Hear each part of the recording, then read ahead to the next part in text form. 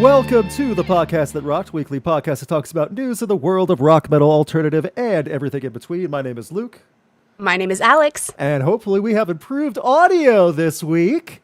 Something happened to my mixer last week, and I had to factory reset it. I had to change. It was the mixer, too. I don't know what it was, but I'm sorry that we were blowing out people's speakers.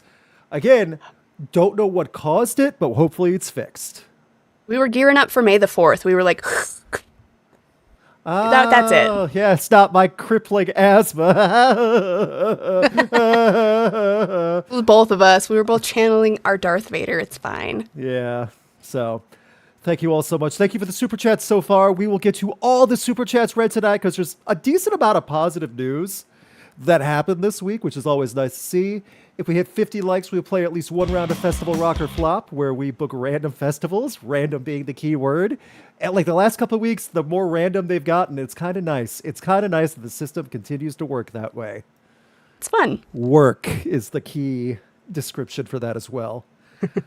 Thank you all so much. Hope you're all doing great in the chat. Steves, hello. Thank you so much, Steves. It's great to see you all here early and ready. Again, and I'll say this for this one podcast, Steves, if you hear the audio blowing out or something, you can let us know. This is the one podcast like you can call it live, because I am paranoid about audio this time. And I was on Radio Dead Air on Monday with Nash this past week, and the audio sounded fine coming from me, so I'm hoping it's set. Yes, let us know. Yes, audio sounds good. Thank you. See, I noticed nothing. Blowing up speakers Marty McFly style. It's too dang loud, kid. Yes, that is correct. From Back to the Future. I got the reference. I want to say something. So, okay. Steve's in the chat. Thank you so much for joining us. I had someone join us who hadn't been with us for a while, join us recently, and they were like, "What's a Steve?" So, would you like to do a quick explanation to all the new people? Absolutely. So if you are one of the chat members, if you like to hang out with us on the Podcast That Rocked regularly, we call you Steve. Our Steves, we love you so much. It was born out of a terrible dad joke, of course. And that was probably one of the better ones, to be honest. So I know. They're all terrible in the best way possible. Mm-hmm. But shortening the joke, Screwdriver walks up to the bar.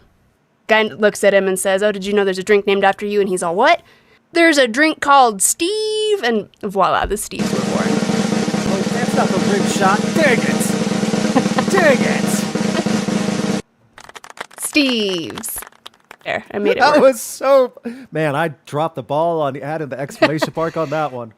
This is why you're not allowed to have a bigger button. That's why I need more buttons. So that way I always have the right cue. You just proved my points at all the Steves. You would get mad and you'd be like, and it'd just be like... So, Screwdriver equals Steve. And also, by the way, as a Canucks fan, a negative podcast would feel better than yesterday. Yes, for the sports ball, the NHL draft was yesterday, and there was some big surprises. Long story short, a lot of people are not happy in the hockey world. So that's all you got to know. Yeah. So, there you go. Condolences? There you go. Fair condolences. Yes, that is very fair. Enough of that. I think we're ready. Should we jump into the news? Because there's a decent Let's amount. jump in. Like, especially stuff that dropped today. Like today, May 6th, a good amount of stuff happened. So, share my screen. Bam. For those who are not aware, we got the press release and teaser. I should go back up. We got the teaser about this on Monday from Chris Motionless saying, new song coming Wednesday with a huge collab. He delivered on his promise. Sometimes you hear that, and it's not always a big delivery, not a big reception for it. This one was big. The new song, Playing God from Motionless In White, featuring none other than the guy right here above me, Corey Taylor, in a huge anthem about toxic online behavior and how bad everything's come, will be on the upcoming album Decades, coming this July. So, Ooh. Big fatty announcements coming from Motionless In White, and they will be on tour at their headline amphitheater tour this year while that's going on. This is the biggest Motionless In White has ever been. They are banking on 2026, killing it. So, Heck yeah. I'll say this. I don't know. Alex, you have heard it as well. Yeah, it's a great song. I think we have both the same thing. Corey added the extra punch that I think carry this from good to great, in my opinion. because hearing him growl and hearing Chris sing some of the bars on this, and it's a lot of vitriolic, visceral anger, and it's appropriate because we live in a digital online wasteland, toxic dumping ground. Is that That's right? putting it nicely. Okay, well, I think I think I nailed it though. So Nah, it's fair. that is what Playing God is all about. I made a short about it too. It is literally about how the internet is now dividing us, regardless of what social media was intended for, regardless of what people are doing. Internet has made everyone way more divisive across the board. That includes music. Yeah. So I think the song worked for that purpose alone. I think even, not to discount your take on it or what the actual take on it is. One thing I love about music, and I've always been really strong in this belief, is that even if that's what it was written about, you can interpret it any way you want. And I love that it fits a bunch of narratives we can put it toward in this day and age. Very I don't well said. love that, but you know what I mean. Like, it fits wherever you want to place it. It fits. And I am not like the biggest Motionless in White die-hard defender either. I don't love every single thing they've done. But I think this is a great first step for 2026. I know they had the previous song, Another Life. Is that the song? Man, I'm going to butcher that now. Let me go to the actual article so that way I'm not misquoting the first single from the album that came out a while ago. Afraid of the Dark is out. Afraid of the Dark. Another Life was something way earlier. Afraid of the Dark, which will be on the album. I liked it. Yeah. And this song, I think, is better. It serves out as a great jumping on point as well. If you've really never dug into Motionless in White, it actually hits pretty good amount of notes. So I really like it. I agree. I don't know how much they'll be able to play on the radio. It's a few. You know what? They can make it work. They've censored out worse. They really have. So. As somebody who's had to edit songs for radio, this one's going to be hard. You're going to have to give me a little bit of time. It will take time. Maybe they made a radio edit already and will distribute that. I'm sure they have. Yeah, do the work for you, I don't know. See, they didn't do Afraid of the Dark. They didn't create a radio edit for that one. I mean, good radio stations across the country edited them themselves and put it on here, but whatever. Yeah, well, the thing is, though, this one is a bigger feature, I think, because of one, C. Taylor Esquire. I'll call him that to be more formal. And two, I think it's just because there's more profanity. Oh, yeah. A lot more. A touch. I don't get me wrong. It feels warranted in a song like this, like for the topic discussed, so. Absolutely. Well, the anger, like the passion and the anger driving the whole song. And then some of like the phrases, can't remember it off the top of my head. We just got the track, but the boots, I'm like, oh yeah, all right. Yeah, there you go. What I learned from the press release and doing just basic work, because I know they've been around for a long time. I interviewed Ricky and Ryan of Motionless in White. I don't know if you can see my cursor or not. This one and this one, the two closest to Chris in this picture right here, this reddened picture. I interviewed them back in 2014 at a Welcome to Rockville, I'm sure that interview's awesome. online somewhere. I remember them saying it was the biggest deal for them when they felt they were making waves when they got to perform on the same stage as Slipknot. Oh yeah, that's awesome. This is a great full circle moment. It is, for sure. And I think they realize that too. And Chris Motionless has worked so much with Cherry Bombs, which is Alicia Taylor, Corey Taylor's wife, overseas. So they have definitely a lot of camaraderie. I am butchering some of my speech today. Can't blame that on the audio. They have a lot of camaraderie and they have like a big working field together. So I'm very happy with how it's playing out. Decades, the new album, don't know what to expect. I remember scoring The End of the World. I didn't love it, but I did admire a few things about it, like working with their collaborations, like Mick Gordon. They have more collaborations on this one coming. That's great. If I go back to the set list, featuring Skylar Grey, featuring Corey Taylor, featuring Anthony Martinez. Bonus track featuring Outlier. So they got a few. That's awesome. Jumping off with the Corey Taylor feature. Yeah. Great move. Smart move. Yeah, you don't want to bury the lead on that one. Nope. So, also, I did not realize how long Motionless in White had been running. Technically formed in 2004.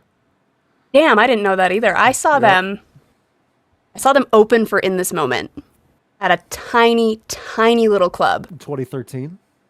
How old? I think it was 2010.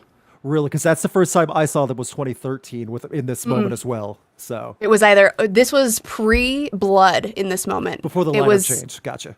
No, it was just before. It was pre-blood in this moment. Okay, then never mind. So like, I think it was either 2009 or 2010. It was either right when or right. It was right around the time that a Star-Crossed Wasteland dropped. But I gotcha. crazy. They were tiny, tiny little band. Chris Motionless and I. That was the first time I met him, and we talked for a long time. It was great. Did they still have Balls as the keyboard player? I don't remember. I only met Chris at the time. Gotcha. I met Chris in 2019. He was a really nice guy. Also a hockey fan, which is important for everyone listening. For what obviously. it's worth, Yeah, I know hockey's important. Again, condolences. clearly. Yes. For what it's worth, that day in 2010, when Chris and I hung out for that first time ever at the In This Moment show, he said he liked my makeup. And I've seen influences since then. Oh. So if you see him again, are you going to just like point your finger and go, you owe me royalties? No, I interviewed him in 2016 and I was like, hey, remember my makeup that you do now sometimes? And he was like, oh yeah, it has nothing to do with that. Nothing. It's not the same. And it was so funny. He was like, what? Yeah, probably like that. He's done so many interviews. You know, It was so funny. He's not going to remember mine from 2019. So yeah. Exactly. And I'm like, it was almost 10 years ago. What are you doing? Did Yeah, you good somebody stuff. one of the Steves? Did you tell him a dad joke when you met him? No, I'm sorry. I was not yet the queen. I was still learning. So you had to work up the monarchy to get to that level. So I was only the Joker at the time, the jester. Hopefully, we'll have some opportunities in the future. So that will work out. I first saw them in Car Street in 2019, 7 years ago. Yeah, that was the when I saw them at Louder Than Life that year. So just a few months after that. So, and again, that was 7 years ago. So they've been around for a while, you know? So I like talked about this for the main story right now. Decades. They've been around for decades, and it's weird to think of it that way. Yeah. I don't know how well I've only heard the two songs. I don't know what the album's going to have for intact, but they opened up with direct support for Bring Me the Horizon on the Arena tour. They have their own headlining tour in amphitheaters now. This is it. This is the jumping off point for Motionless in White to get to that next level. You know, this is the proving point right here. So. Well, and they've come so far already. If this is like that next full like jump for them to really just, I think this is great timing, and this is a great way to do it. I agree. And I don't know what else to expect, but I'm very hopeful that they know what they're doing, like just with it all. But also, there will be an army, a full-scale army of TikTok baddies supporting this band all year long. So, Yay. yes. So if you thought the cell phones out at concerts was a problem before, go to the Motionless in White Amphitheater tour this summer. That pit is just going to be like a Best Buy demo reel thing with all these cell phones shown off. Like when you go to Best Buy, they have all the cell phones on display. It's going to be like that. Yeah. Right.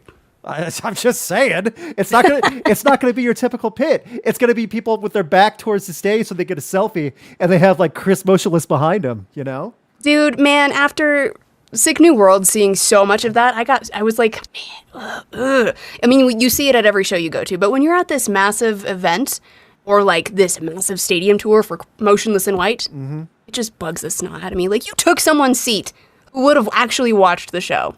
I will say this: festivals, it is a one-day deal. It is a unique experience, so I get like a one-time thing. But if you're doing it all the time, that's always been my thing. If you're filming the whole set, multiple songs, and you just have your phone out, it's like, come on, really? I'm not even griping about that because we can't win that battle in this day and age. I'm griping about my back is facing the stage and I'm just filming myself lip syncing the whole time. That is what I'm sick of. Living my best life, yeah, that type of thing. Yep, Yeah. I'm so sick of it. Well, that's going to be coming this summer with Motionless in White's headlining tour for the TikTok baddies. Yes, that's right. I am up there in age now. Too old probably to use the term TikTok baddies, but that's what they call themselves. So, It's fine. uh-huh. It's a descriptor. You're fine. Okay. Steve in the chat. The Bad Omens show I went to had it very bad with the phones. Bad Omens is another situation like that too. Again, there is the TikTok subsection of bands that definitely got boosted big time by TikTok. And Motionless in White's really good about using their social media as well. Bad Yeah. Omens falls into that ballpark where you definitely will see the influencers present at every show. Yeah. And I'm all for utilizing the tools at your at your fingertips Yes. for stuff like that, but I mean, it gets to be a lot. It gets to be way too much when you see the whole front row is just standing with their back to the stage. It's like really diehard fans could have been standing there, not you. Correct. Lorna Shore fans could have been standing there. Also, I love some of those influencers will be there to experience Lorna Shore on that tour. That's awesome. That's great. I hope Will Ramos terrifies some people. Maybe they'll get scared and leave, and it'll be for the best. They just run to the back. Just running They're like, away. I didn't sign up for this. So let us know your thoughts of the new song, Motionless in White in general. I've seen them many times live. I'm pretty sure you have too, more than a handful. Because again, they've been festival circuits. They've lived on the road for a long time. Let us know what you think about Motionless in White in the comments. I'm sure the internet will tell us as well. What's your favorite song? Also, I look forward to people being toxic about it on a song about online toxicity. Yeah. Your expectations are in the right place. It's fine. They are accurate for what they are. So, in other good surprise news that dropped today, one Alex Gray's bestie has a new venture who never stops working. Dragonforce have a new singer, and it's a new co-vocalist and frontwoman, Alissa White-Gluz. Yeah. Crazy. Out of the blue. I'm like, okay, that's cool. That also means this band has two Alicias. Alicia Vigil and Alissa White-Gluz. You're different. It's almost the same. It's like Alex and Alexi. I guess. One plays bass, one screams. That's fair. And there's one letter difference. It's a big letter difference, okay? Yeah. One is French Canadian, so that does make a big difference. Well, I think this is cool. And the little teaser that Alissa shared on Instagram of her doing Through the Fire and Flames, that sounds really cool. I never would have expected this, but I'm really excited to see. They did their collab song, I want to say, almost a year ago, if I'm correct. Was it about that? Probably. Yeah, I think it's something like that. The communication, the relationship has stayed open. Alicia Vigil, the bassist, is going to fill in and play bass for, Alicia's new band that did Checkmate. Oh, Blue Medusa. Blue Medusa at some of the festivals later this year. So there's obviously a lot of different crossover and communications with this. I honestly think this might help Dragonforce reach a new rejuvenated audience, like with their fan base that loves Through the Fire and Flame, the nerd fan base, and the metal fan base. This is something that can like actually rejuvenate some and get some more attention for the band that they haven't had in a while. Yeah, I think it's great. Yeah. I think doing something like this is harmless. I know a lot of people already have some opinions on it. A lot of people in that negative camp of like, why? What's the point? Like, who cares? It's fun and it's unique and it's different. And I think it's exciting. Also, we already have proof of how it can work with the song, like the song they did a year ago. So you can't say, well, how's that going to sound? I can't see that working. It clearly already worked once. Yep. So that's it. That's a much better sign of proof of concepts for what we're looking for than we usually get for some new projects too. So you know what? Fine with it. Yeah, I agree. And there are some, I guess, bands that try to reach for, like something different, some sort of like hook, some sort of something, and it doesn't work. This is not one of those things. This is one of those, we know it can work, we've heard how it can work, and it's just breathing new life into something everybody already loves. Correct. So, and I also think she'll fit the nerd motif pretty well for some of the songs about Skyrim and other things like that. It'll fit just fine. She gets it. I mean, she has a band called Blue Medusa. Like, it's fine. She'll fit right in. So it's all good. Also, I'm excited for the endless windmilling, because that means everyone on stage will just, because they like to come up front to the stage and like shred and solo. That means all of them will just start doing windmilling with their hair over and over again, kind of like Avatar. Yeah. Ooh, I start stretching my neck. So we'll see about new music. We'll see about other things. apparently she might be joining them at some of the festival stops, which is really cool. That's a nice little surprise. That's super fun. Yeah, so we'll keep up to date on that. If you would like to see an interview with one Alex Gray about her new ventures, Blue Medusa and other things, just in touch, it's on the YouTube channel and on the page right now that I'm looking at. Yeah. This is something I can play because it's on my channel. Dork, Can't actually get auto flagged and botted because it's not on someone else's channel. So Perfect. So you can check See, that out first too. thing she just said there. I'm still a creative dork. That's Perfect for Dragonforce. It's a great opening hook. Oh, are you saying that's what Dragonforce said? You know what? She is a dork. Get her on the phone. You know what? We need more dorks. It's like, yeah, absolutely. We need more people that can have fun and just enjoy it, even if they're not dorks, but like actually enjoy what they're doing, you know? I think that's the whole point here. It's like, yeah, I'm a dork because I love this stuff and I'm passionate about it and I'm going to do it full bar. And that's exactly what this is. We shall see what comes out of it. I'm cautiously optimistic, but mostly optimistic because you know what? I can't see anything bombing out of this, you know? So. Yeah, I think it'll be good. As we move on, we now get to a little bit more serious stuff, but it is good news because Jason Newsted did a fatty interview or two over the past week or so. Is that about right? Yeah, it's within the past few days it's really blown up. So there's two things that happened. One, the main good thing, clear from throat cancer, how he's been that for a little bit. He goes into detail how they really got in there for throat cancer. And now he likes the sound of his voice after throat cancer and after it's all cleared. So that is a great way to look at things optimistically and positively. There. Absolutely. So the other thing that came out that he started talking about in some of this was one of the main reasons why he left Metallica, if not the reason, because he wasn't really a big proponent in speech on some kind of monster in that documentary for obvious reasons. He left because he was an addict as well, and he was going to die if he didn't. That's point blank what he said. And when he asked for time off, like to step away and get things taken care of, and he was told no, he made the right choice by leaving. Yeah. I mean, you can't mess with your health. Like, Right. Yeah. if that's it, unfortunately, if you're put in that position, which hopefully you never are put in that position where you have to choose, but if you are, he made the right choice. He Hands did. down. And like, I get that Metallica has had their ups and downs and how they've treated people in the public and stuff. I will say this, Metallica was also really messed up in that time frame. Yeah. So they had their own deep issues, including substance abuse and things like that and alcohol and stuff. So they were also in a miserable pit as well. And Jason was the one they didn't see, they didn't treat as the permanent blood of Metallica, which has been a fault for a while. He also said in the interview when he first came on to Metallica, right after Cliff died, everyone was in mourning, and it was like a very somber, dark place because it felt uneasy without Cliff. And like that, I kind of get.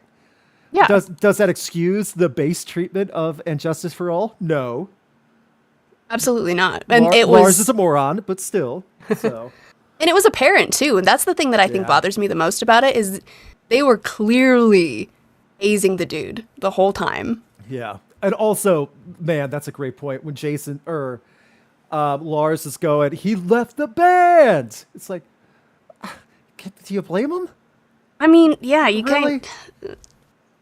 Well, and learning this addiction side of it too, and that he was trying to better himself. Yeah. And also that he came in while the band was mourning, and he was kind of the odd man out in that because he was replacing the person they were mourning. Like, the whole situation, unfortunately, was just a little bit against Jason from outset. It was, but he still stuck around for over 10 years, was a part of And Justice for All and the Black Album, which is one of the best-selling albums in American history.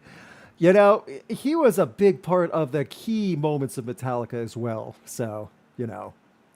Also, he was not a part of Saint Anger. So, gotta dodge that bullet. So, you know what? Worked out. He's doing just fine. Out of, no more cancer. He's doing stuff with Blackberry Smoke, things like that. So, it's a open interview. Loudwire has links to it and things like that. I'm happy you gave the interview because it does shine a lot of lights on a person that definitely got looked over time. So. Yeah. Oh, and just to kind of focus on that Jason Newsted era of Metallica, he recently just did an unboxing video of the Reload reissue box set. Yeah. And I mean, it's pretty cool. It's fun. You get to check out everything in this, 1997 re-release of the last album that he was a part of, Right. which I think is pretty cool. So he was a part of Justice for All, Black Album, Load, Reload, Garage Inc. Pretty good list. Yeah, he's set for life. Like, he's doing totally fine. Yeah, he doesn't have to talk to. He doesn't have to do an interview again. He really No, he doesn't. He has not had to do a single darn thing since he left Metallica, but he chooses to because he loves it. He loves it. He likes to do it. And you know what? Correct me if I'm wrong. I haven't heard super problematic stuff about him.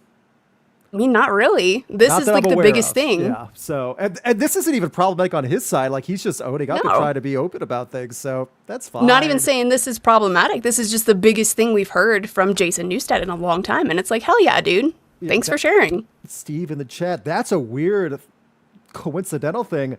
Both Dave Mustaine and Jason have beaten throat cancer, former members of Metallica. Oh, yeah. What an odd thing. Huh. So Weird connection. yeah, and also he's still a huge Metallica fan. Yeah, I didn't think there was ever any like animosity on. There was never the animosity for Jason Newsted towards Metallica or vice versa, like it was with Dave Mustaine. So Yeah. not even close. Not even close. No. So And he made the choice for his health. The Yeah. band went on. Robert Trujillo's fantastic. It's He's all awesome. good. yeah, you can't be Robert Trujillo's career was made, life was made, and he's a great fit for it as well. You know, He is. So And he does a great job. he does. He very underrated bass on Hardwired to Self-Destruct. Okay. A lot of good stuff on there too. So Yeah, that's fair. yeah. That being said, we now go to not positive news, but this is what's called well duh news. As in, duh, of course this was going to happen. One Alex Gray, who talked about this on the radio, please explain what the blue dot fever is. Okay, so Blue Dot Fever, the new thing making waves across the internet. You know how when you go to Ticketmaster and you're looking for seats, you want to pick the seats for the show, whatever. All of the available seats are little blue dots. Well, I guess there are a lot of blue dots left for a lot of tours lately. So bands are canceling tours left and right. Artists are canceling a bunch of tours left and right because of low ticket sales. Yep. And Yep. it says in the subtitle of this, Post Malone, which is a surprising one to me, that even he's having to cancel. Meghan Trainor and the Pussycat Dolls become latest victims of unsold ticket surges. The Pussycat Dolls and Meghan Trainor have completely canceled their tours. Well, see, the funny thing is, I think I gotta pull it up. I just saw it earlier today. The Pussycat Dolls only canceled the North American part of their tour. Okay, that I didn't know, but that's still Yeah. That's still the chunk. Well, know? the only reason I bring Yeah. that up is because it is still very important and relevant to everything you and I have been talking about regarding the industry with Ticketmaster and Live Nation in the U.S. I just want to point out to everyone listening on the podcast feeds, Alice gave the biggest finger quotes when she said industry. I just want to make sure everyone's on the same page. Sorry, I forget you can't hear my finger quotes. Yeah. We'll work on that. Is this gonna be what it takes though? The big name bills to finally complain? Because I still don't think Live Nation has any reason to cut back. You know? No. So, I mean, Post Malone, like, that's the one that shocked you the most. It Yes. shocked me, too. But, I mean, Post Malone, Meghan Trainor, Pussycat Dolls, those are the ones we know of so far. Having massive tours cancel. What's the problem here? What's the reason? Well, I don't know. Maybe super expensive prices have something to do with it. Crazy Maybe expense, yeah.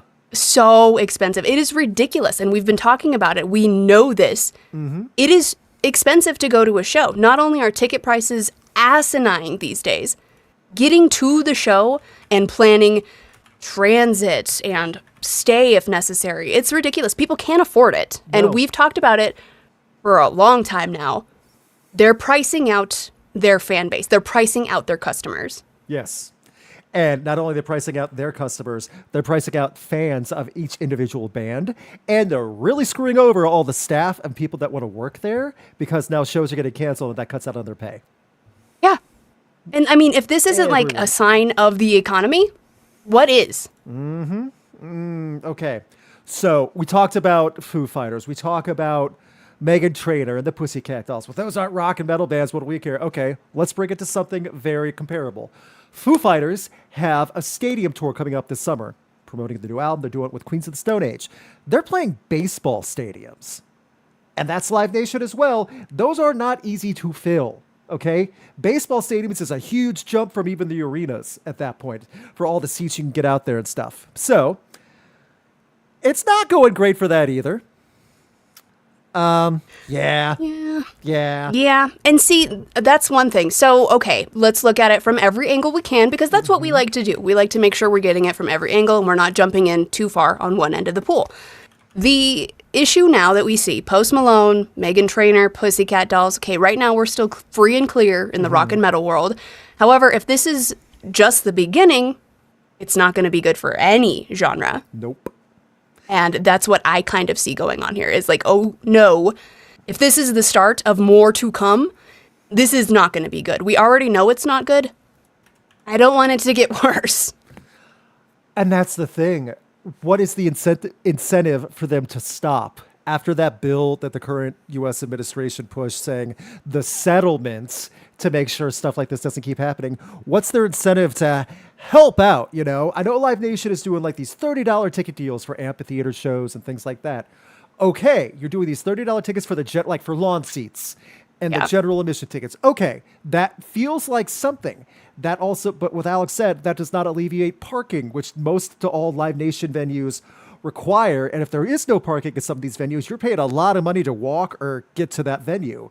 You're there for hours. Concessions are not cheap. And then if you have to travel for some of these shows, that's way more. Yeah, and let's not even factor in rideshare companies, the surge charging. The Uber surge charge. Yep. Festivals.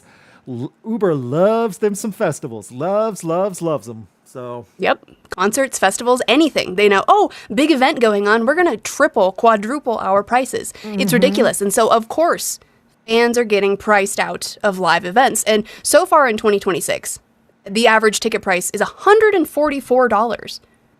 Dude, $144 for just a ticket. I just think it doesn't. Yeah, I feels like it doesn't even feel like that long ago. If you paid $144 for a ticket, that was like the sweetest VIP experience ever. I remember paying like $120 ish for big, massive festivals. Yeah. For like VIP. For the VIP, or 2 days. Yeah, exactly. And this is just insane. It's like lawn seats. Yeah. Minimum you're $60. You are not getting close to the band with the general admit. Like the $30 amphitheater things they're trying to do to like give back to the fans. You are getting within a football throwing field, like a football field's distance to the stage. It's like, what is this? A band for ants? And it's like a tiny little. It really is. It's just 5 ants on stage. That's what you're getting. Yep. So with this blue dot thing going on right now, I don't expect it to get better anytime soon. And what sucks, because that makes it look like, oh, people don't care about live music anymore. We do. And like smaller venues are still getting their shows because they're not Live Nation. Yes, and that is one really, really good point that I think we need to help kind of drive home. If you've got a local venue, support them. Get out to shows. I mean, there's only so much you can do out on the ground level, but definitely support these local venues and, chat them up.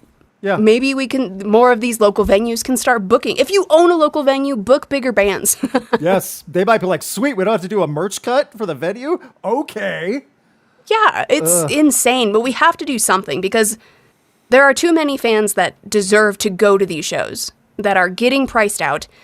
It's going to get worse. It is. We need some sort of reprieve, and I think local venues are part of the solution. It's the smaller venues and the older venues, both of those. Because there are some bigger, older venues as well. There's ones like in my area, like they're bigger, but they're just older. Like they've been around and like renovated every other decade, Those are the ones that are still on Live Nation system. And I think that helps at this point, Yeah, totally. And there's a couple like that I can go to that I'm like, okay, sweet. Yep. Still accessible. Yeah, it's still accessible. But I say this because I freelance as a photographer for Live Nation. I'm not an employee. I take their money because I take photos. It's a nice thing. I'm directly taking Live Nation's money, But even I see this and I see these at the venue I'm at, parking is rough, and it's a nice venue, but it's just so new. They didn't have everything planned out. And I just look around because like there's younger audiences, there's kids, there's the older audiences for the older acts. And I think this stuff going, I don't know where all this money's coming from, because like it used to be, movie theaters, great example. It used to be you could go to see the movies whenever you wanted. $5 a ticket, And if it was a bad movie, you just laugh it off and go do the same thing next week. You can't do movie theaters every week now. Not a chance. Nope. Same with concerts, but even more so. You can't do concerts every week if they're Live Nation. No, absolutely not. No chance. So, ooh. How I had my terrible idea of Ticketmaster Plus, the system where you get like pay a service fee to get in front of the live digital queue to buy tickets first. You know how awful that was? Yeah, your eyes twitching. You remember. So I'm just wondering, is Ticketmaster going to open their own credit card? Because you have like the store, like the Best Buy credit card and like Costco credit card. Why doesn't Ticketmaster just get their own credit card? All set. I mean, honestly, I wouldn't be surprised if they rolled that out tomorrow. Yeah. I just think I gave a terrible idea away for free that will be capitalized on. Huh. Probably. The Ticketmaster credit card. I would not be surprised if that came out tomorrow. Yeah. Oh, they could spin that up fast. Man, I mean, they're already like, we're going to charge you for nothing and tell you this is a prime parking spot, and it's not. Someone saying they already have one? Oh, man. The fact Are we sure? Maybe they do, maybe they don't. I think that they've got like... The chat's caught up to the live feed now. I see the panic. Oops. Way to go. Way to go, Luke. Well, I'm just imagining you could even put your photo of your favorite band on your Ticketmaster credit card for a nominal fee. Ew. Stop it. See? Stop. Tell me I'm wrong. Tell me that I am wrong on this one. You're not, but stop. We'll move on to Luke from... Someone said you effed up, Luke. Yep. I agree. Bad idea. Nope. Good job, Luke. Oh, like I'm the only one who's ever thought of that idea. Nope. Oh, don't throw the tomato at me. Save that for later. Sheesh. So, we're going to move on. A lot of people are, now that some time has passed, a day or two, a lot of people are saying they're not sure what to think of this as time has passed on. Because I sent this to Alex when I saw it. I showed my wife, who's in the chat right now. Love you, Gretchen. We're saying this, is Greta Van Fleet done? Because they posted on their feed that thanks for the wild ride, love Josh, Jake, Sam, and Daniel. And they have a nice little compilation footage over the years, playing live shows, festivals, Saturday Night Live, all this stuff. And now everyone's wondering, is this actually a farewell? Are they actually done? Because the kids have gotten older. They're not actually kids anymore. Yeah. We don't know. There was some digging done, and they said there's no full announcement that they're done yet. And apparently on their website in the coding, if you go into like the HTML side of the banners and the sides and stuff, there's little hidden messages. And that's what we're thinking now. So is Greta Van Fleet the band of 1 million moms who love kid bands, even though they're not kids, and that is a thing? Greta Van Fleet has a weird older mom audience that's quite large. That is not a joke. I mean, just listen to them and you get it. So, and also aren't three of them brothers? So it's not like they could break up forever, you know? Oasis would beg to differ. Well, we say that. Well, they had fist fights though, drunken brawls. I don't see Greta Van Fleet doing that. No, I don't either. But the brother thing is not necessarily a binder. The siblings thing, that does not mean, Lamb of God. Chris Adler, Willie Adler, drummer left, after like 20 years. So I'm just saying, it's a wait and see thing from us. We don't have answers on this yet, but if you're a Greta Van Fleet fan, let us know what you think, and let us know if this is the end of these sweet little kids doing the bestest Led Zeppelin covers ever. Is that a good way to say it? I mean, if I didn't get any hate for the Ticketmaster scam, I'm not going to get hate for that, right? You're going to make Greta Van Fleet fans so mad. Oh, yeah. I'm sure. I like Greta Van Fleet. I think they're fun. They're fine. I've seen them live. It's a legit talent. They are legit. Totally. Yeah. But I mean, even Robert Plant was like, huh. I kid you not. This is a quote from Robert Plant in an interview. He's like, that's my voice. Yeah. Also, one of the Steves in the chat, they're thinking hiatus, not end of the band. That makes sense too. But also, why would you say thanks for the wild ride? I don't know. It could go either way. This could either be teasing for some new music to come out. This could be hiatus. Mm-hmm. This could be, I mean, I think it could be hiatus because Mirador. Jake's in another band called Mirador. Yes. So, I don't know. It could go either way, easily. We could be completely wrong. We could say, oh, it's totally this, but then tomorrow it's going to be the opposite. Correct. And also, maybe they're taking a page out of Kiss's book and saying, well, if we retire now and come back in 3 years, think of the money. So last chance. They're back for one night only. Know, right? 10 years later. Now they have the Kiss landlocked at sea. Only a 5-year commitment. So, so we'll find out. If we find out more news, and I'm sure we will, we'll let you all know.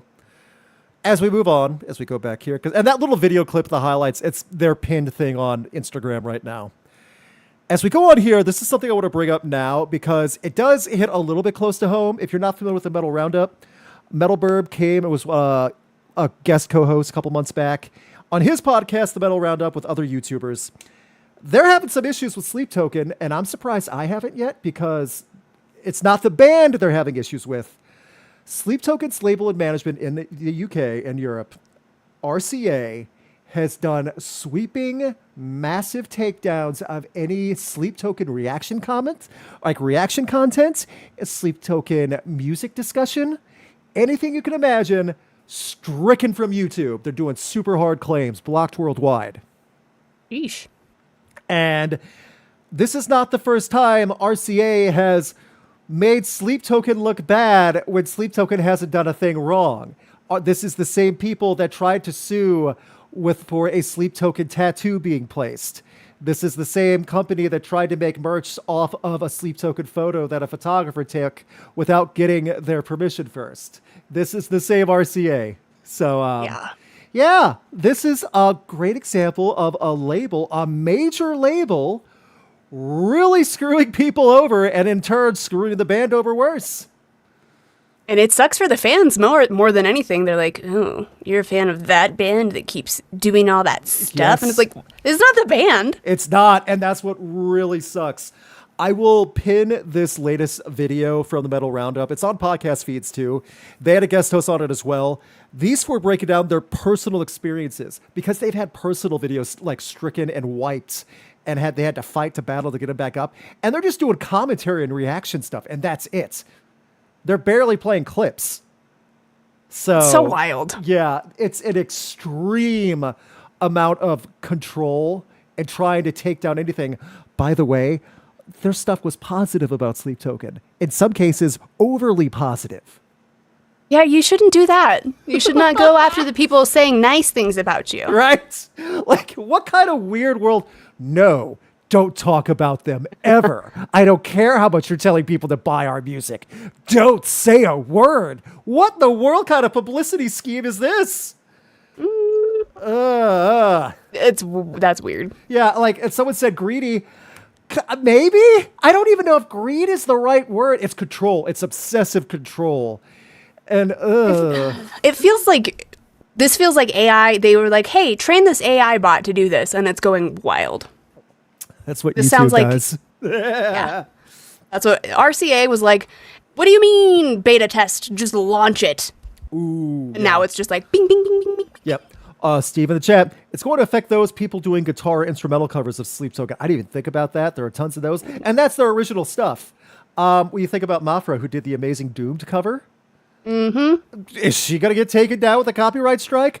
I would dare them to try. Holy crap.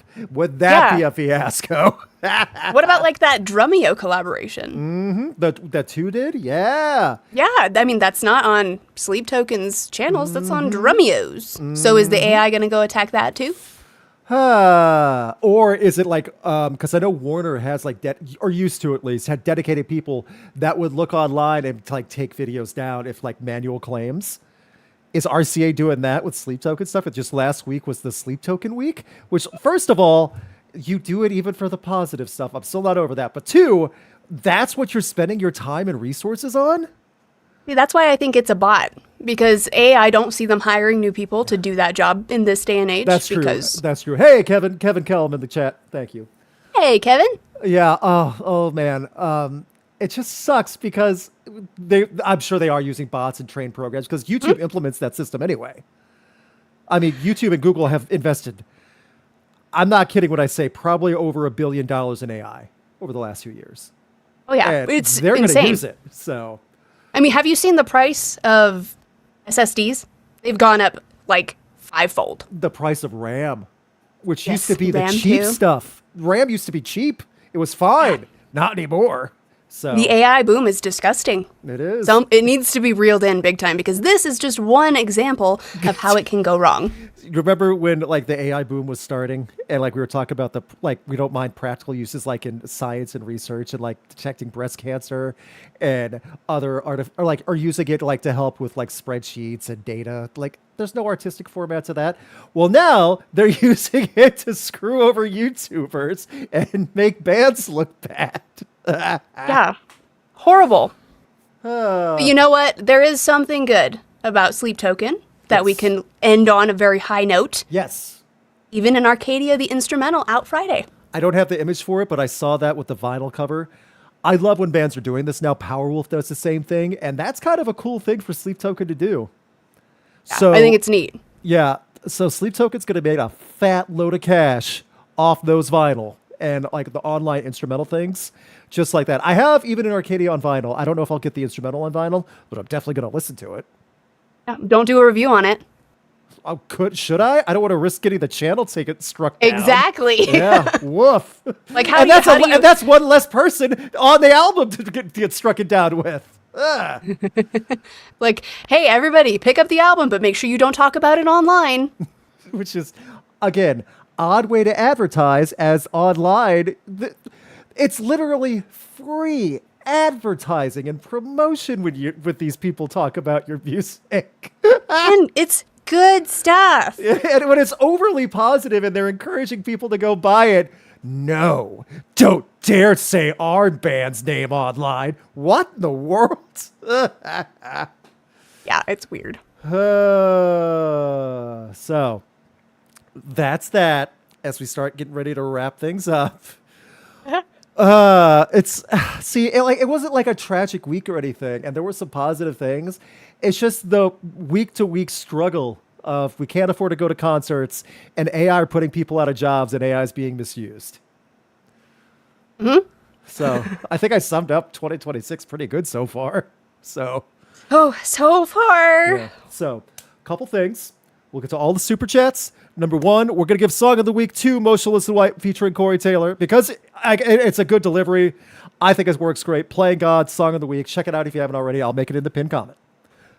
Number two, there were some tours that got announced.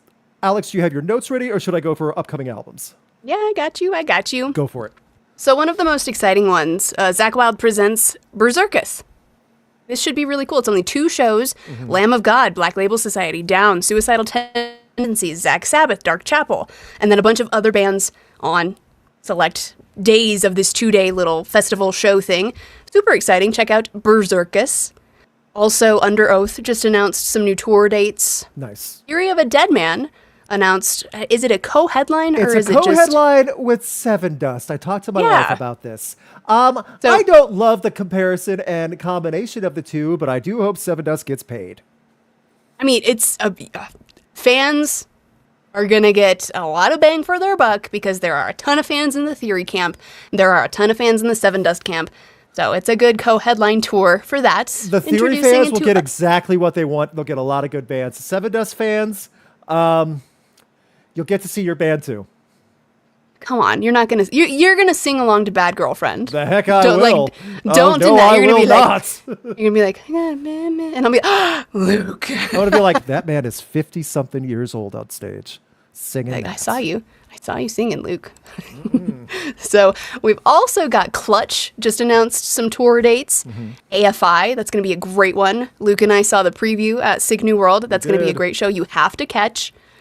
Five Finger Death Punch just announced a European tour with Lamb of God and Bleed From Within. We've got Devin Townsend hitting Europe this September and October. And Loathe are going to be touring North America. I can't remember if we talked about that already or not. We talked about it briefly, but I'm happy you brought it up again because I'm still in the camp of, do I want to make that drive or not? I don't know. Go for it. Just go for it. I'm just excited they're back with a new album coming. Absolutely. That's the main thing for me. So, upcoming albums on May 8th, this Friday, we got Basement's return with their new album Wired. They made their comeback last year. Got to shoot them at Riot Fest. Excuse me. Cool to see them back.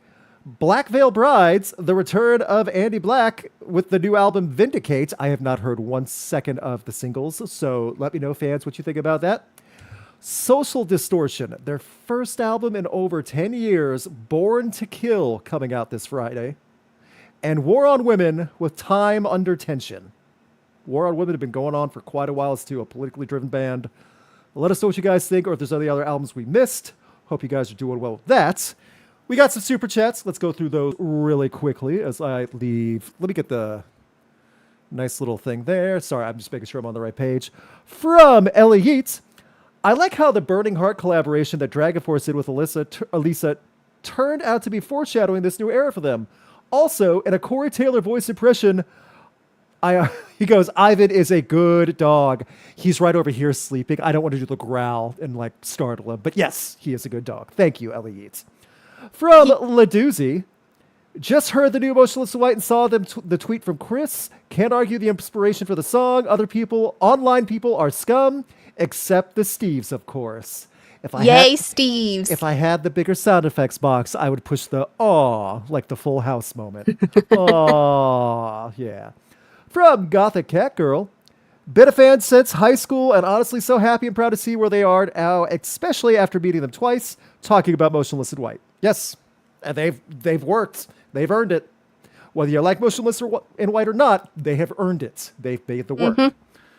From Lone Wolf 666, insane we're getting Motionless in White, Boundaries, and Loathe all the same day for albums. Thoughts?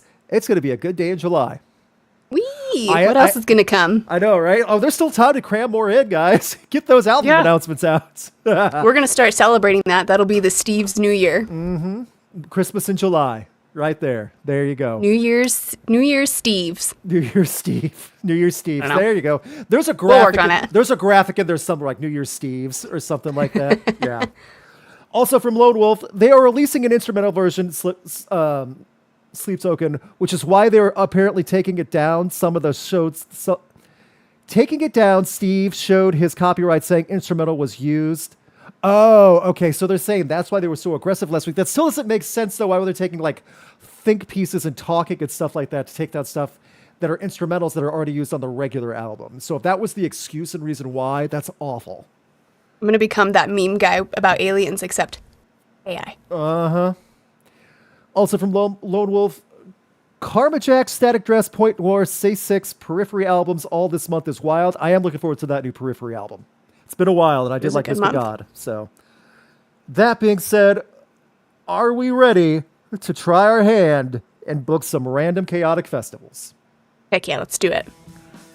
Every week, when we hit a certain like goal, we play around a festival rock or flop, and we give some of our super chatters, if they donate a certain amount, their own random festival. Sometimes it's great, sometimes it's awful. Normally, it's just weird. Last 2 weeks, we've had some weird stuff. I think that's safe to say. So, as I pull things up right here, let me make sure I got all this up. Can you see my screen, Alex? Yes. You can't see it now? Okay. Making sure. So everyone knows that I'm not cheating. Here we go. We got Ella Yeet first. Yeet Fest coming up. Band number 1 for Yeet Fest. Powerwolf. Well, Nice. my wife and I are going. I'm happy. Band number 2 for Yeet Fest. Papa Roach, who are headlining Upheaval Fest. It's been a while because they got a new one coming out too, don't they? New album? Do they? Steve's in the chat. Let me know. I feel like it's been a while since they've had something new come out, so I think that's what they said. Could be wrong, but I know they're doing a big tour. You know what? I played 2 new singles, so I don't know. Probably. Probably. The podcast that rocked, up to date on the news and cutting edge of the world of rock metal and alternative. I don't know. Maybe. Yeah, they got something, I'm sure. Whatever. Papa Roach is fun live, by the way. They put on, like, Jacoby Shaddix still puts on a wildly entertaining show. I love Jacoby. He's a great guy. There you go. Number 3, Lamb of God. Nice. It's a pretty fun show. Yeet Fest has a lot going for it. Number like 4, Five Finger Death Punch. Now, This is a fat show. I know a lot of people are going to have jokes. This is a pretty strong show, all things considered. Yes, there's a lot of monster energy with Five Finger Death Punch and Papa Roach, but this show's going to make money. I would go for Powerwolf and Lamb of God alone. Papa Roach is fun, you know? Even if I don't care that much for Five Finger Death Punch, I would still go to this, for sure. Who was the second band? Papa Roach. Lamb of God. Powerwolf. Lamb of God. Oh, Powerwolf. Lamb of God. Yeah, okay. I'm here. I'm totally going to the show. It's a good one. This is solid. Yeah. Steve's in the chat. Let us know what you think. Ooh, good start. I like this. Yeah, this actually kind of fits. See, it does fit. That's the thing, too. And if this was in Europe, all works. If this was in Europe, Powerwolf would be headlining. Which is bonkers. Over the States, they'd probably be opening. It's just how that works sometimes. I don't know who would be the headliner on something like this. I think it would be Five Finger. See, I don't know. I think so. Well, you know what? Yeet Fest, you could choose the headliner on this because it's looking like people are going to this one. So you know what? We already know this. Ellie Yeet, if you want to decide on who the headliner is, it's your festival. So you just let us know. Someone said in chat, this is just an incarceration day. Yeah, kind of. As we move on to our next one, we got Gothic Cat Girl Fest. Okay, Gothic Cat Girl has had some great festivals and some rough festivals. Let's see what we got this time. Number 1, Deaf Heaven. Well, I'm going. I just took that photo less than 2 weeks ago when we were in Vegas. Man. Take me back. It feels like a month ago, but it also feels like yesterday. It's that weird time skip thing. So, Deaf Heaven. Number 2, Turnstile. Oh, this show's making money. Dude, this might be Luke Fest. Yes, it actually might be. I'm safely in the photo pit, by the way. I am not in that crowd either. Like, yeah, I'm sure things are fun behind me. I'll just be safely in the photo pit. Number 3, Garbage. Oh, well, look who's going to this festival now. This is now the festival that rocked. This is... Oh, well then. Perfect. Gothic Cat Girl Fest is now the best festival Alex has ever seen. Woo! And number 4, the next band will be done by Kids Bop. So keep in mind, band number 4 will not be there. It'll be Kids Bop covering them. Oh boy. Juiced it. I'm still going no matter what. This is too good to pass up. I'm just saying, it's opening up with Kids Bop covering A Day to Remember. Oh no. I don't... Disrespect your surroundings. How do you do that? With the little kid voice. All I wanted was a place to call. Like, kids, you are 8. You cannot be singing that angrily. Yeah, Guys, man. I'm still going. Come on. It's a little funny. I'm just saying. But this is a great show. Come on. No, I am 100% going, but I'm not happy about the Kids Bop A Day to Remember. Kids Bop A Day to Remember.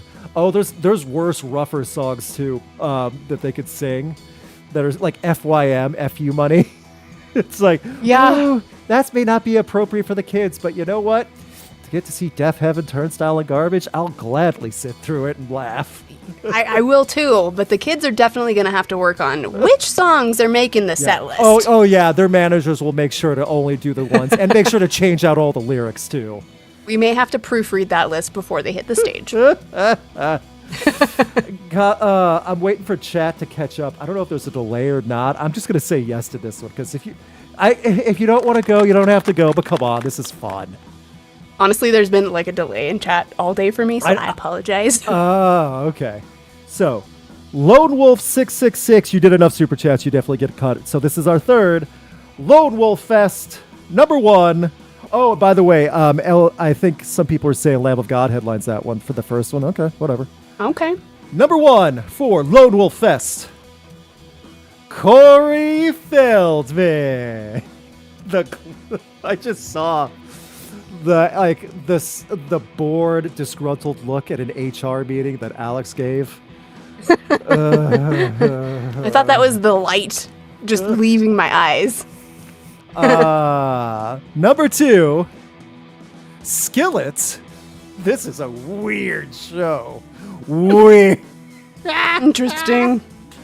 Oh man, all those die-hard like Christian rock fans are gonna have to sit through Corey Feldman to get to Skillet. That is great. You're like, oh my goodness, this is such a lovely opening act. I love the Angels. He's from the Goonies, right?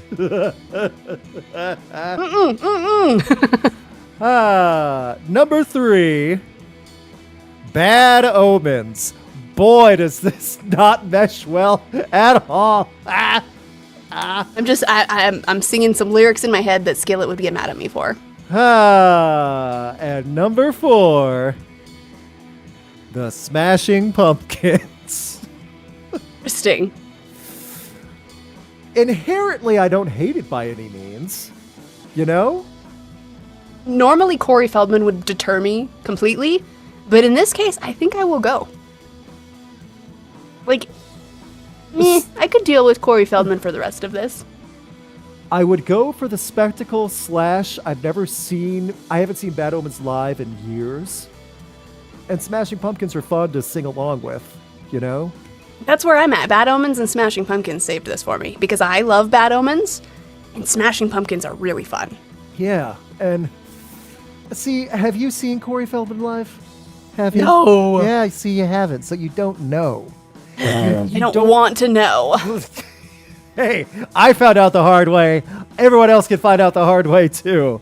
But you've made me watch the videos. I did not make anyone watch the video. It's not my fault it went viral. Okay. It was like a Clockwork Orange. You just made me. Yes, I had the eyelids open, and that's what I showed you.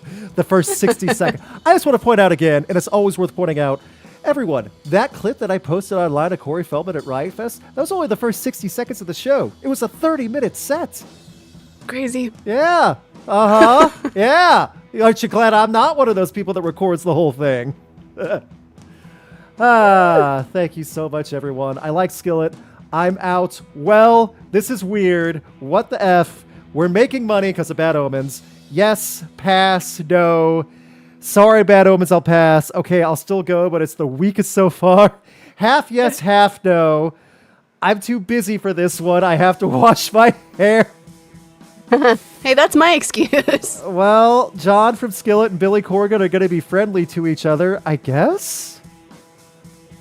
I don't know. Oh, no.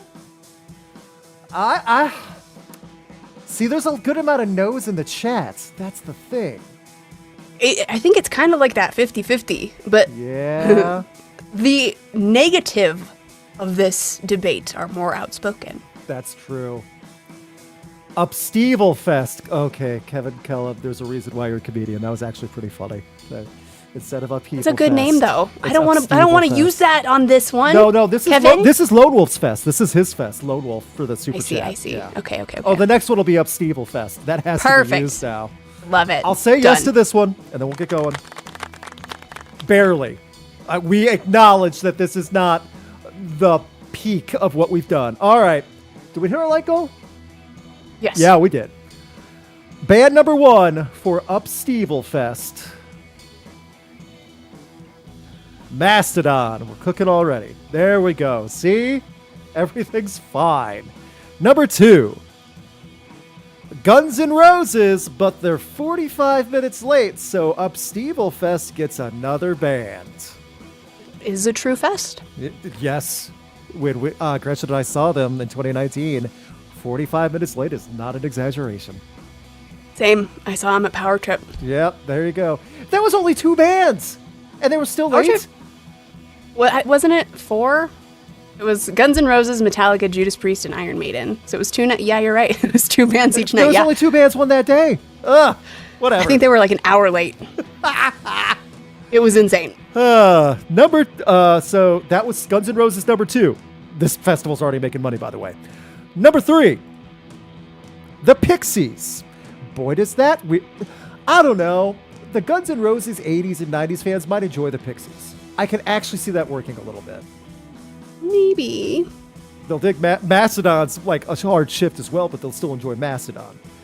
It could tie together with the last band. Yeah. Number 4, AFI, who we just talked about.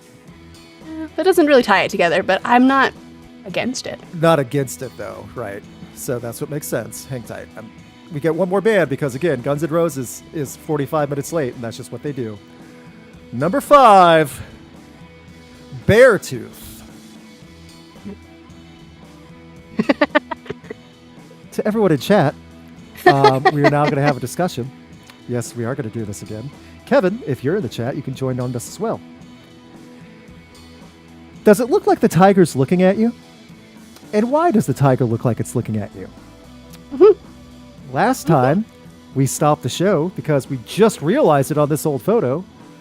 And now, the tiger is looking at me right with direct eye contact. Excuse me, ma'am. My eyes are up here. Are they? Technically. I'm pretty sure I'm getting looked at down here. In chat, what do we say? The eyes are the nipples of the face. Yes, chat. That's exactly what the Steves say all the time. Yes, words of wisdom. So, Guns N' Roses is definitely the headliner, yes. Mastodon, this is a good lineup. Mastodon, the Pixies, Beartooth, AFI, Guns N' Roses. It is a little bit random, but it all still works. This is going to make bonkers money. This is like a K-Rock radio station fest in New York, you know? Like a big market radio station fest. Yeah, I'm down. There's nothing that would make me not want to go. Correct. Upsteeble Fest, yes, I would go. While we're waiting for chat, I'm going to get hypnotized by the tiger. And I don't remember which Steve it was, but they said, Eye of the Tiger has a whole new meaning for that song. So. Okay, AFI Pixies, yes. I can kind of see GNR fans liking the Pixies. Yes, some people are agreeing with us as we get ready to roll it up. For those of you on the audio feed, I am shaking my head at Luke. Why are you shaking your head at me? Why? Tell me why I was not wrong about Ticketmaster credit card. I was not wrong about... I don't know what to... I made eye contact again. Directly went blank. Like, what? You're all, it's the eye of the tiger. That's just what you hear every time you think of Beartooth now. It had to have been... I get the eyes of the tiger are actually closer in his chest, but they're so faded and faint... It just looked like he has like red lopsided eyes, this tiger. I want to see an animation, or not an animation, an illustration just a drawing of this tiger. Yes. But with those eyes. Yeah, absolutely. So everyone's saying, yes, I can kind of see this. I'd go, as places Pixies are, this makes some sense. Again, I think it makes some sense, especially for some of the 80s, 90s Guns N' Roses fans. I think they could get behind it. I think it's good. So, it'll work. As we start wrapping up, I'm just going to let this go. I'm going to leave this on here right now because I still want the discussion to revolve around if I'm right about Eye of the Tiger right here. Yeah, everyone's talking about this. Thank you guys so much for checking it out. There's a new video on YouTube right now as we start wrapping things up. 10 bands that changed their style, and it worked. Got a good reception so far. If it continues to get good views, I'll make a part 2 somewhere down the line. Thank you all so much. Please follow us on socials. It does help. And check out our new website. We've been showing off that the last couple of weeks now, built by one Alex Gray. Thank you so much. Alex, do you have anything you would like to wrap up with? Nope, I just want to reiterate, check out the new website. Let us know what you think. Comment Yes. on a video after you've checked out the website. And it's built-in integration too, so you can watch YouTube videos right on this page. The comments pop up for you. It's really slick. Right there on the homepage. Check it out. You can also check out the podcast, this week's podcast, right on the homepage too. You don't have to really search for it either if you haven't found it yet. So, that being said, again, chat's still waiting to catch up, and I will be patient. And I'm going to type out the poll for this as well. Alex, it's time. What is your dad joke of the week? What do French hedgehogs see on Groundhog Day? Shadow. Their chateau. Hey, you knew where I was going with that one. That's Kind of? you didn't say That's it right. not French. That's not the French word for shadow. It is not. It absolutely isn't. The Their chateau. chateau. That's like a totally different thing. Dude, okay, debris was one of the funniest jokes I've ever told, and you laughed at that one. No, I laughed at the setup because it was so redonkulous. That is totally different reasoning. If you are wondering, chateau means like house in French. Yeah, so. I was going to say, like a building. Yes, their chateau. Yeah. No, I do get the joke. The I explanation know. is appreciated. So, I'm going to make a poll.